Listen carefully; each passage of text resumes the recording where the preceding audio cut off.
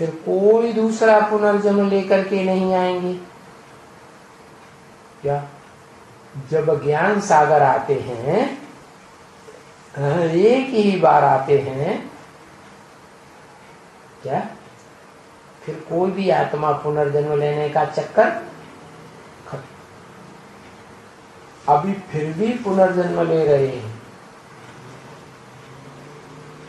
क्या कहा? फिर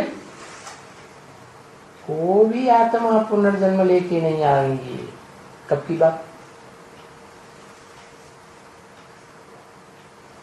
है? ब्रह्मा के मुख से, दादा लेखराज के मुख से वाणी चल रही है, तो उस समय तक पुनर्जन्म नहीं हो रहा था आत्मा का? है?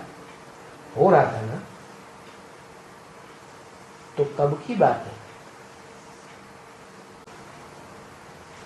सारा संसार में जो भी मनुष्य मात्र हैं, जो भी कानों से सुनते हैं उसकी आवाज, दो शब्द भी सुनेंगे।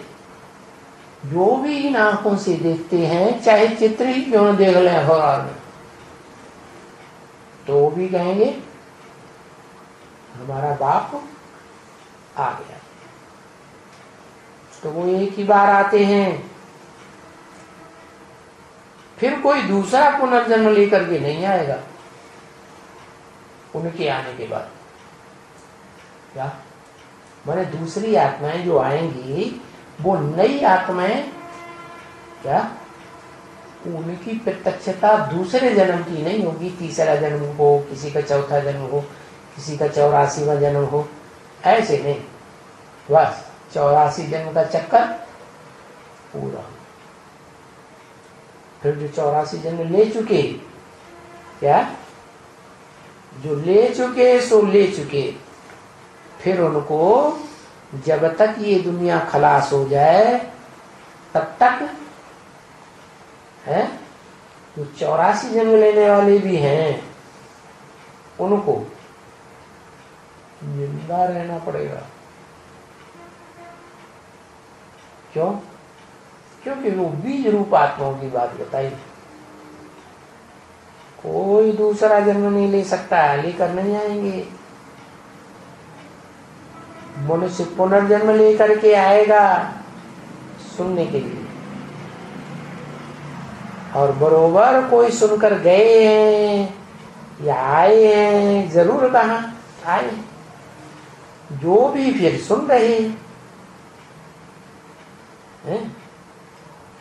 मना कोई से बुरा ड्रामा की शूटिंग काल संगम युग में एक जन्म लेते हैं, कोई 2 जन्म लेते हैं, ज्यादा से ज्यादा कोई 3 जन्म भी लेते हैं। तो अगर तीसरा जन्म भी लेकर के आ गए 18 के बाद, फिर नहीं आएंगे।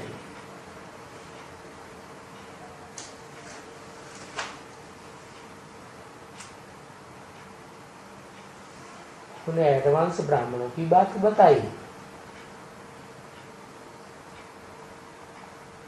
जो फिर से सुन रहे हैं। यज्ञ के आदि में भी सुना, मध्य में भी सुना, अभी फिर से सुन रहे हैं। एडवांस ने बच्चों की भी बात बताई, ब्राह्मणों की ही बात हो रही है ना, तो वो फिर है ज्ञान सागर के प्रत्यक्ष होने के बाद फिर पुनर्जन्म नहीं लेंगे। जैसे मान लो एडवांस पार्टी की प्रेम गाथा है, कौन से सन में शरीर छोड़ा है?